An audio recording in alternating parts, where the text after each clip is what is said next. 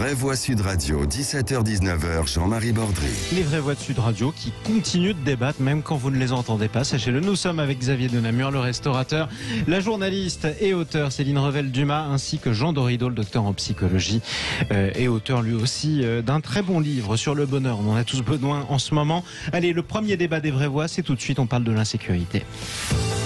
Les vraies voix Sud Radio.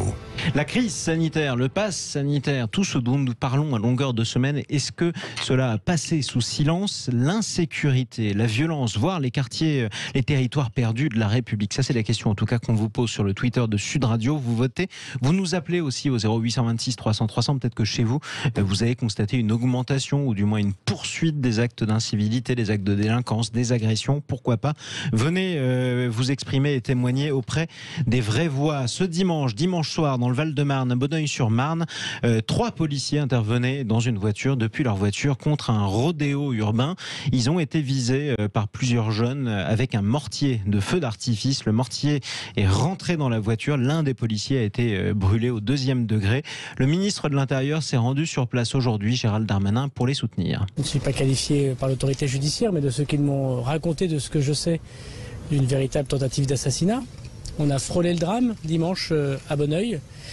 Et donc je suis venu les soutenir, ces policiers de la BAC courageux, et l'ensemble des effectifs du Val-de-Marne, puisque beaucoup sont intervenus pour effectuer des interpellations. D'ailleurs, je voudrais les féliciter dans des conditions très difficiles. Ils ont interpellé 6 personnes qui sont toujours en garde à vue et qui aujourd'hui permettent à l'enquête d'avancer. 6 personnes, notamment des adolescents qui étaient probablement, mais ça la justice finira par le dire, dans le groupe de ces jeunes qui ont agressé ces 3 policiers. Ça aurait pu mal finir. Et effectivement, imaginez un feu d'artifice dans la voiture, donc ils l'ont bien visé à l'intérieur, donc on peut en tout cas soupçonner une tentative d'assassinat. Il y a eu dans le Rhône des violences urbaines très graves à Dessines, c'était le 14 juillet. Il y a une semaine encore à Grenoble, on constatait le trafic de drogue et la spirale des violences. On a eu des violences urbaines dans le nord de la Franche-Comté, par exemple, à Beauvais, il y a quelques jours. Bref, est-ce qu'on avait oublié l'insécurité? Céline Revel-Dumas. Déjà, on a entendu Gérald Darmanin dire qu'on avait frôlé le drame. J'ai quand même envie de lui répondre, écoutez, monsieur le ministre, nous sommes en plein drame. C'est-à-dire qu'aujourd'hui, et depuis la fin des années 60, il y a une politique de la ville qui a été mise en place et qui est censée, à coût de dizaines de milliards d'euros par an, a dit la Cour des comptes, résoudre le problème des banlieues. Et en réalité, la Cour des comptes a conclu très largement au fait que malgré ces milliards investis dans les banlieues, et pas dans la situation s'aggravait d'année en année. Alors qu'est-ce qu'on fait? Eh bien, la question est posée. Pour l'instant, c'est un drame rampant il y a un constat, mais le ministre ne nous répond pas. Qu'est-ce qui se passe maintenant? Quelle action mettre en place? Xavier. Alors, est-ce qu'on dit qu'on a oublié la sécurité pendant le Covid? Ce qu'il faut regarder, c'est d'abord les chiffres. En fait, il faut regarder que les violences d'une manière générale, ont baissé en 2020. Forcément, moins de cambriolage, moins de gens dehors, etc. Donc ça a baissé de manière globale. Ça, c'était pendant le confinement. Mais même là, en fait, ce qui a augmenté surtout, ce sont les violences intrafamiliales, ce sont les violences sexuelles. Et encore, c'est plutôt la libération de la parole des gens, puisque finalement, on trouve beaucoup d'affaires qui dataient de plusieurs années et qui ressortent maintenant.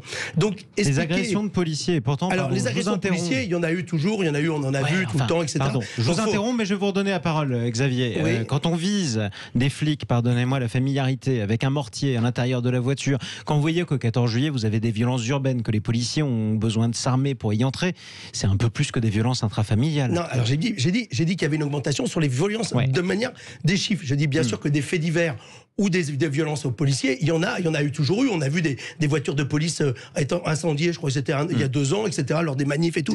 Donc c'est des choses qui sont régulières. Alors le sujet, c'est de savoir, est-ce qu'on remet sur la table, toujours on passe d'un truc vraiment qui est un peu, ça fait flipper tout le monde, du Covid aux violences, des violences au Covid et ainsi de suite. Et donc on fait le lit des gens, des extrémistes, même la République en marche, quelque part en passant de ce truc-là sans arrêt, en disant comme si c'était quelque chose de général et tout. Donc pour que les gens qui sont derrière la télé, j'ai pas dit qu'on n'en parle pas, mais je dis on a l'impression quand on est derrière la télé que ça arrive partout, que les mecs dans toute la France sont en train de baliser et de flipper. C'est pas la réalité, c'est pas vrai. Moi j'habite moitié du temps dans le sud-ouest. Moi j'étais encore du côté du sud-ouest où c'est un peu le bordel parce qu'il y a du monde et qui font la fête dans les bistrots et tout, et ça c'est génial, mais c'est un peu le bordel pour le Covid, mais il faut qu'on arrête sans arrêt de faire flipper les gens derrière la télévision et la radio. Vous allez reprendre la parole. Jean Dorido, on fait flipper ou on a passé sous silence une réalité dramatique? Oui, je partage pas le point de vue de Xavier. Je pense que ça sert à rien de casser le thermomètre quand on n'est pas satisfait de la température qui est indiquée. Il y a un vrai souci de violence en France.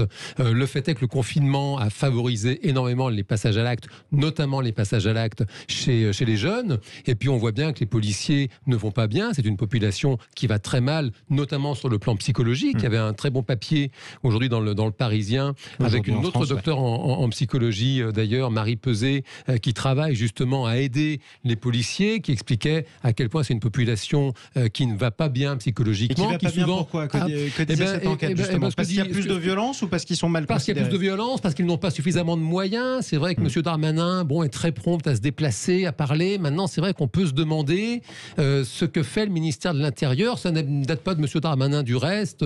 M. Castaner avant lui et même Gérard Collomb. On a le sentiment que c'est une population qui est ultra sollicitée quand même depuis longtemps. Il y a eu quand même, ne serait-ce que pour le maintien de l'ordre, il y a eu les gilets jaunes, ensuite il y a eu des grèves interminables de la SNCF, puis cette pandémie qui les a amenés à devoir contrôler les uns les autres. Donc ce sont des personnes ultra sollicitées, fatiguées, qui souvent n'ont pas les moyens de travailler. Il y avait le nombre d'heures supplémentaires non payées par le ministère qui reste encore dû. C'est un vieux serpent de mer, c'est un truc de dingue. Donc les policiers sont débordés au bout du rouleau et pour vous c'est la preuve que les violences augmentent. Oui. Disons que ce malaise psychologique est en plus aggravé par le fait que les violences, certes, durent depuis longtemps, trop longtemps, avec le sentiment que rien finalement ne se passe pour aller vers quelque chose de mieux. Céline. Et des policiers qui demandent souvent une réponse pénale devant le nombre de récidives. C'est-à-dire que souvent, une fois qu'ils interpellent les contrevenants, que se passe-t-il pour les mineurs? Rien. Et effectivement, il y a un problème aussi de politique carcérale. C'est pas aux policiers de dire ce que doivent faire les juges. Les juges vont juger. C'est-à-dire que les policiers arrêtent les gens, ils les mettent devant la justice, et la justice, heureusement, c'est une séparation. Non, en effet, par contre, les policiers constatent qu'à partir du moment où que la justice fait pas son boulot, c'est un contrevenant, souvent le lendemain même, et ils le disent très régulièrement, ils le retrouvent dans les rues et ils doivent à nouveau l'interpeller, si bien qu'à bout d'un moment, à quoi bon l'interpeller? Et ça, c'est l'absence de l'État qui... Alors, encore une fois, si les policiers s'occupent de savoir qui met en prison, qui sort de prison, qui juge et tout, c'est un État totalitaire jusqu'à maintenant. Ce sont les policiers qui s'occupent de savoir comment on met les gens en prison. C'est les juges. Donc c'est pas aux policiers de dire les juges ont remis si le môme il a 14 ans, ils l'ont remis dehors, c'est juste il y a le juge d'application des peines qui décide de leur mettre dehors. Là encore, je vais reformuler. Oui, mais les policiers sont la main armée de l'État. Alors les policiers sont pas la justice, on est d'accord, c'est la séparation, pourquoi pas des pouvoirs. En revanche, quand vous entendez des policiers dire j'en ai marre d'arrêter 10 fois la même personne en 2 semaines et à chaque fois de le voir ressortir, vous comprenez le ras-le-bol du policier ou pas? On peut avoir un système qui a ses dérives ou qui peut mal fonctionner. C'est ça qu'elle parle. Mais c'est pas aux policiers de dire comment doit fonctionner le système judiciaire. Comme ni Céline, ni vous, ni moi ne sommes policiers, est-ce que nous on a le droit de le dire? Moi, je peux dire que effectivement, on doit trouver, mais c'est pas la solution de mettre les gens en prison. Les jeunes, tu les mets en prison, c'est pire après. Donc, c'est de trouver des solutions effectivement d'une manière d'éducation, de pédagogie, pardon, ça c'est pas vrai. Le mot de la fin. Mais c'est-à-dire que cette espèce de vieille rengaine comme ça, comme quoi la prison n'est pas une solution, il faut faire de la prévention. Ça fait 40 ans qu'on entend ça, ça marche pas. Et pourquoi foutent les gens en prison aux États-Unis? Ils ont des milliers de gens en prison. Sur quoi ça marche aux États-Unis? Bon exemple donné par Xavier. Deux sociétés complètement différentes. Il y a le problème des armes, le problème des gangs.